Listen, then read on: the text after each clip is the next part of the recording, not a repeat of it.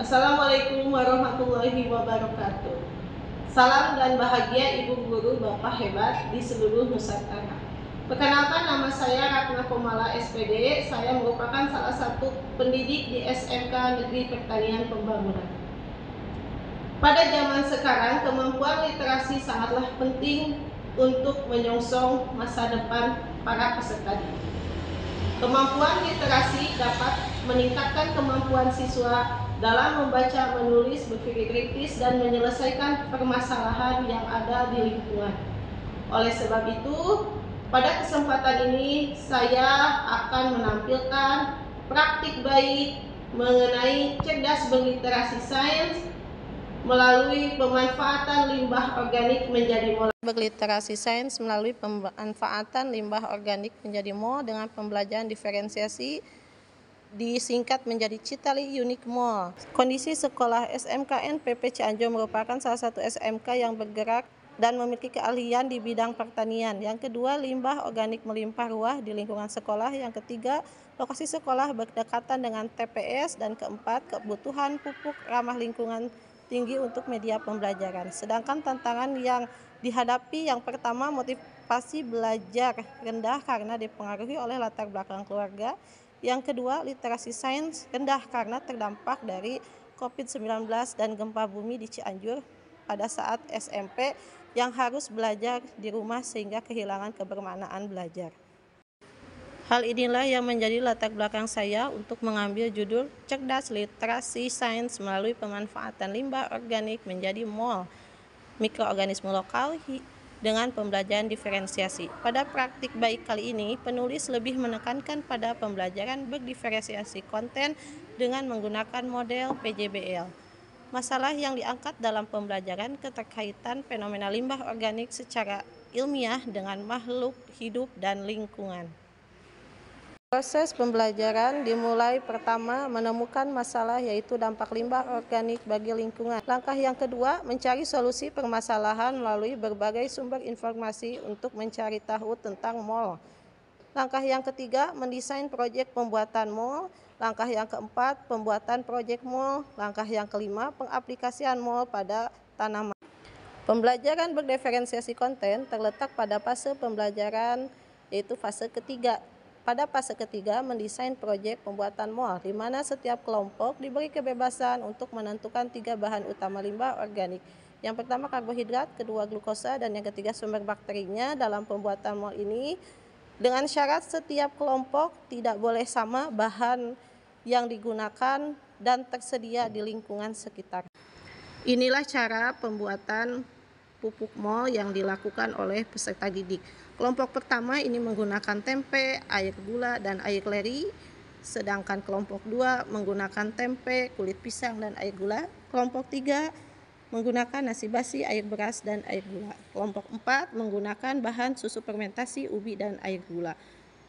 Cara kerjanya sama, semua bahan diaduk dan dihaluskan. Setelah itu masukkan bahan-bahan yang tercampur ke dalam botol kemasan air minum atau botol kaca ukuran 1-2 liter.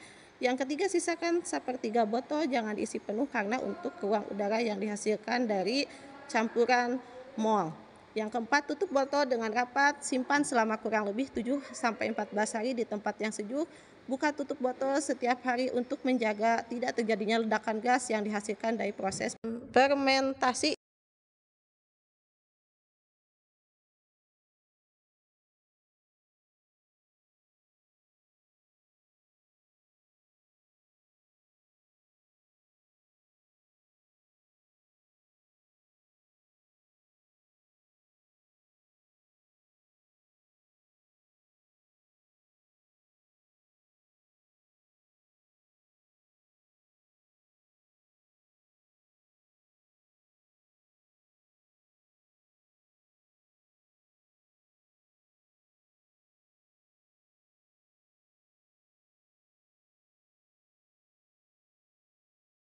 Inilah hasil proyek mol. Gambar yang paling kiri adalah gambar mol sebelum difermentasi, sedangkan 2 gambar yang paling kanan adalah proyek mol yang sudah difermentasi dan sudah disaring.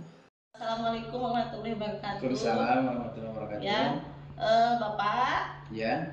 bagaimana kabarnya, sehat? Alhamdulillah luar biasa hari ini, cukup sehat. Ya, alhamdulillah. Ya, begini, kemarin kan pekan kemarin anak kelas 10 sudah membuat proyek mol atau mikroorganisme lokal atau disebut dengan POC, organik cair. Nah, POC ini atau mol ini digunakan untuk media pembelajaran di kelas 11. Bagaimana tanggapan Bapak terhadap proyek mol yang sudah dibuat oleh kelas 10? Apakah ada pengaruhnya terhadap pengaplikasian tanaman pada saat praktek anak kelas 11? Oke. Memang praktek ini ya yang namanya juga yang lokal gitu ya. Memang tidak terlalu cepat seperti yang tadi gitu ya, yang anorganik gitu ya, beda dengan organik. Hanya memang saya lihat ini sangat berpengaruh, sangat berpengaruh, dan tentunya akan sangat bermanfaat gitu ya bagi pertumbuhan tanaman yang sudah diaplikasikan sama anak-anak di situ. Memang saya lihat kemarin juga memang ada perbedaan gitu ya dalam aplikasi dalam kurun waktu 1 minggu itu ada perubahan sampai muncul gitu ya bunga atau apa yang lain seperti itu. Memang berpengaruh. Ya. Tapi ada apa kelemahannya dari mall ini?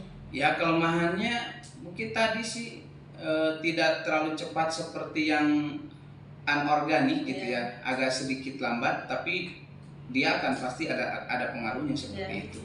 Lalu menurut Bapak kelebihannya apa dari mall ini, Pak? Kelebihannya tentunya ini sangat banyak gitu ya, karena ini organik maksudnya gitu ya, terhadap tanaman juga, terhadap tanah, media juga tidak terlalu berpengaruh jelek gitu ya, bagus gitu ya, sehingga banyak sekali manfaatnya gitu ya. Selain dari tadi pertumbuhan daunnya juga semakin baik gitu ya, tadinya kuning menjadi hijau kembali gitu ya, walaupun itu bertahap memang juga gitu ya, tidak secara langsung tapi bertahap, tapi ada gitu ya, ada pengaruhnya, tadinya yang agak sedikit kuning menjadi hijau kembali gitu. Berarti ada manfaatnya ya Pak ya, dari proyek yang sudah saya buat bersama anak-anak di kelas 10.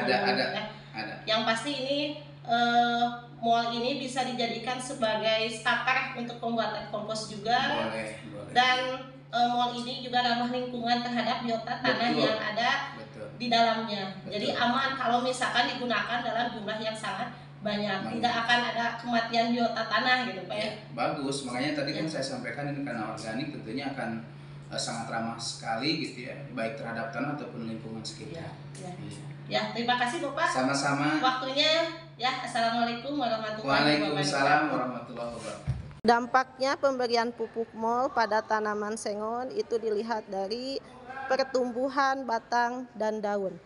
Pada tanaman sengon yang diberikan pupuk mol, batang menjadi tinggi dan pertumbuhan daun semakin lebar ukurannya dan semakin bertambah. Sedangkan untuk tanaman yang tidak diberikan mol, daunnya berguguran dan kering. Itulah hasil pemaparan praktik baik yang sudah saya laksanakan.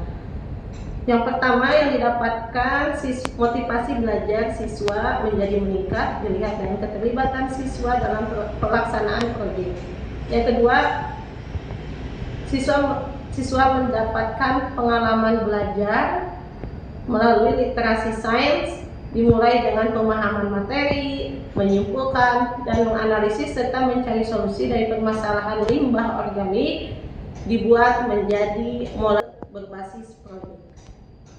Terima kasih. Wassalamualaikum warahmatullahi wabarakatuh.